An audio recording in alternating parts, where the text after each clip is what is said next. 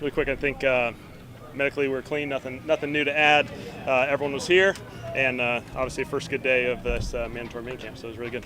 How do you think the guys handled the heat today? Yeah, the heat was a big part of this equation, and so obviously we got to stress ourselves in many different ways as you go through an off-season process, and so the heat was a big part of this. You know, obviously it's something that we'll use to our advantage. We'll use it a lot, and obviously in training camp we'll be spending a lot of days out here in this heat as well. Now, Kellen, will we see more of this come training camp, situational football, whether it's 7-on-7 or team, like down the distance, along with the defense? Certainly, we've spent a lot of time through our OTA process of really the foundation of the schemes, you know, the concepts, and now we're starting to introduce situational football through this mini camp. And so talking about what a second down is, second and long, second and short, what a third down is, when they can play fourth down football and how we got to change according to that. And so we're introducing those phases, and then training camp will have a really heavy situational emphasis as we go. Kellen, is energy a problem, or did you think energy was a problem just because of the heat today? No, I think it was good. Guys were focused. Guys were going for it. I think that was the big thing. Was this is going to test everyone, and so it was a good thing for us. It's probably your first taste of a midsummer. What'd you think about it? Yeah, it was great. Yeah. I guess it's not the ideal situation to have quarterbacks who haven't started a game that their teams have won, but can you talk about the flip side of that, being an offensive guy who can mold young quarterbacks and fit your system to guys who maybe don't have to be retrained? Yeah, we have a good group. I think these guys have done an awesome job through this whole offseason process. You know, they're they all are on the younger side from an experience standpoint in this league, but they're hungry, they're ready. They're really smart football players. They understand it at a really high level. They have high capacity.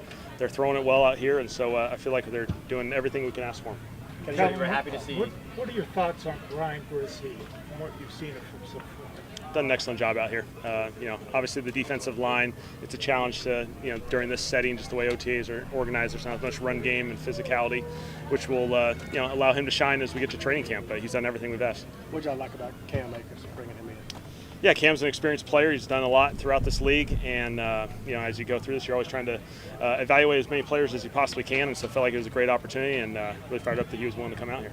So Taysom Hill out here today. How do you feel like his process is going in terms of getting back on the field? Yeah, Taysom's obviously done an excellent job. It's a challenging offseason for him just from a medical standpoint, and he's done everything you can possibly do just to put yourself in a good position to be successful moving forward. And so fired up to see him out here. Do you consider it a possibility to see him on the field during training camp? Like, is that within a possible range? I think that timeline's still pretty far away. We'll worry about that when it gets there. But he's been impressive through this whole process. Is this the first time you've gotten to spend extended time with him, or were you able to, talk on the phone with him a lot earlier in the off season? I'd say, yeah, we've talked throughout the offseason. I've known Taysom from afar for a little while, and so I obviously think the world of him, think of him as a person and a player. And, obviously now, a few of these guys who weren't here during the OTA process are here, and so we're spending a little bit more time with them, and so it's been good. How important was it to have the fans out here to give them a first taste of this team? I know it was hot, it was a sellout, just to give them something new, because it's all new to them. The fan aspect of this is awesome, and it's really cool. It's impressive to see that, on a Tuesday in the middle of June that, we can reach capacity here and have a great turnout, and so it shows how special this place is. Was Tyron limited at all today? We didn't see him out there. No, we're good. We're good. No additional things. Going back to Taysom, just from a play calling standpoint, how exciting is that? How do you look at him, from a what you can come up with kind of standpoint? Yeah, Taysom's a special player in this league. He can do so many things.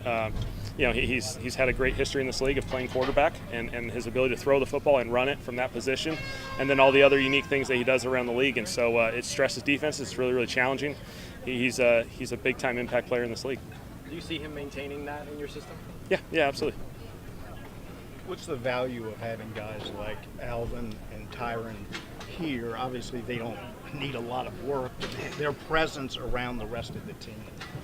I think one thing is obviously the concepts and the scheme that we're implementing, just some of the new stuff that's going on there. And then, the biggest thing is, young guys learn from the veterans. And so when you see those guys come out here and work their tails off and do everything you ask, those guys lead by examples, and it shows up throughout the entire team. Cam Akers out here today for a tryout. What would draw you out and drill him? Yeah, just an experienced player in this league. He's done a nice job. Fortunate to have him come out here and compete, and so we feel good about that. Kellen, were you more impressed with a quarterback taking the team down on a 14-play drive, you get a touchdown, or like 2 and 3 plays, bombs away, and you score it that way. I know the 14 plays are harder. The 2 plays are fun. The 14 plays are harder, and that's when usually quarterbacks are tested. They've played a lot of situations out.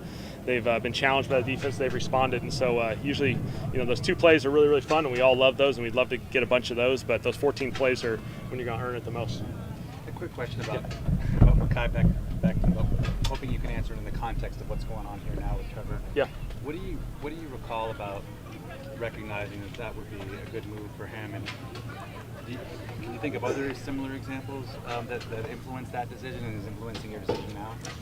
Well, I'd say from an influence, obviously, our experience in Philadelphia, and that was really a happen chance. We had a guy out during OTAs, and Makai just hopped into guard, and it kind of looked good, and he kind of stuck with it and kept going, and then training camp it just kind of progressed. So it was kind of a unique circumstance. But certainly, the Saints have had a history of tackles that move into guard, either currently right as after they get drafted or later on in their career. And so we all have experiences that we can lean on. I think it suits Trevor really, really well. He's done an awesome job coming out here. I think the settings allowed him to focus on the fundamentals, build up his understanding, his anticipation of how to play that position, and so he'll play great. I saw you talking for a while with Garrett Nussmeier. I'm guessing you've known him for a long time. Describe your relationship with him. Yeah, I've known Garrett for a really long time now, going back to, I think my first year with Doug was 18. So been around Garrett. He was playing high school football in Texas back then, and so our family's huge Garrett Nussmeier fans, and we're always rooting for him, and excited for his season coming up. Do you follow him a little bit, like his career? Like, do you ever give him advice, those kind of things? We've watched his whole career.